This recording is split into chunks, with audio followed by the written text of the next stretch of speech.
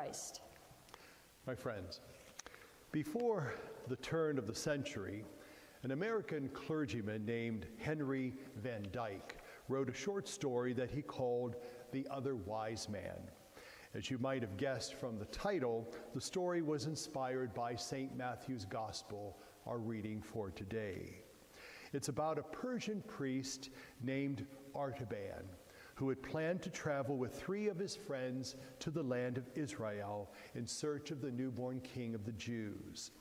Now, in preparation for the pilgrimage, Artaban sold all of his possessions and bought 3 precious gems, a sapphire, a ruby, and a pearl, which he planned to present as king's gifts.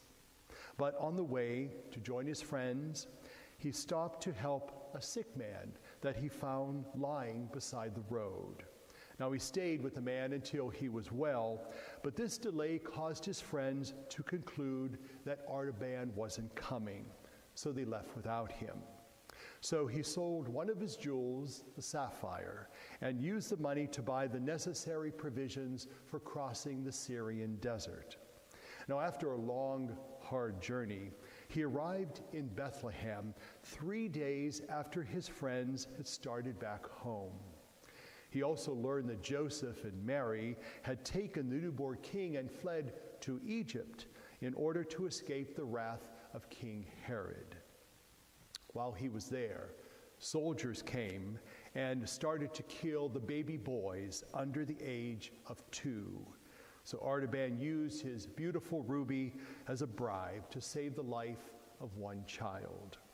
With nothing left except the pearl and a burning commitment, Artaban traveled to Egypt. There he talked with an old Jewish rabbi who advised him to seek the newborn king among the poor and the lowly.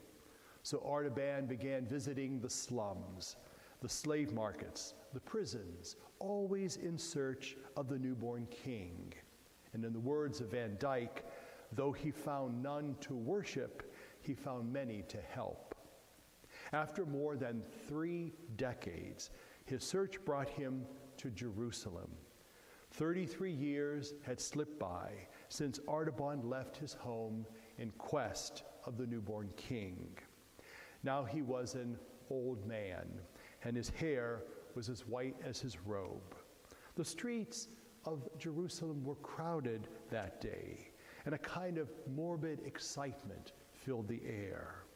Artaban inquired and learned that an execution was in the making. They were going to crucify a man who was called King of the Jews. Artaban's heart was in his throat. At long last, his search was about to be paid off, but too late. The king was going forth to die. Suddenly, Artaban's thoughts were interrupted by streams and screams and terror. Turned, and he saw a young woman being dragged away by 2 soldiers. He asked the nature of her offense and was told that she had committed no crime, but was being sold as a slave in order to settle the debts of her family. True to form, Artaban reached into his pocket and produced the beautiful pearl, his last jewel, and he used it to buy the woman's freedom. At that exact moment, an earthquake shook the city, and a falling tile from a nearby building struck Artaban a fatal blow. As the old man lay dying, the young woman heard him whisper, "Lord, when did I see you hungry and feed you, or naked and clothe you, or sick and visit you?"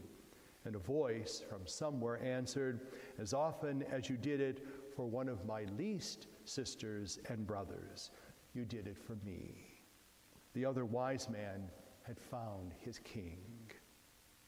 It's, of course, a fanciful story, but in a large sense, it's a parable of life. The original wise men found Jesus in Bethlehem.